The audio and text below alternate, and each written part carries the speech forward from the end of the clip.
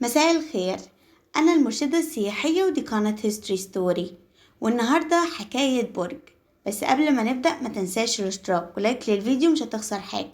وبرجنا النهاردة هو برج الإله آمون، بيرمز ليه برمز الخلق أو الكون. من أهم صفاته إنه شخص جذاب جدا ومؤثر في الآخرين، وبيحب الناس جدا وبيحب يساعدهم، وبيستطيع حل جميع المشاكل بمهارة وتقييم العواقب، وبيتمهل جدا في اتخاذ القرارات، وبيفكر تفكير واضح لدرجة كبيرة قوي. بس عنده شوية عيوب.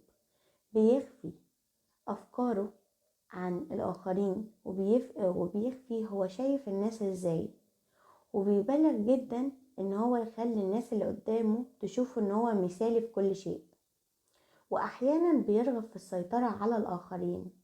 من مواليده من 8 ل 21 يناير، ومن 1 لحد 11 فبراير.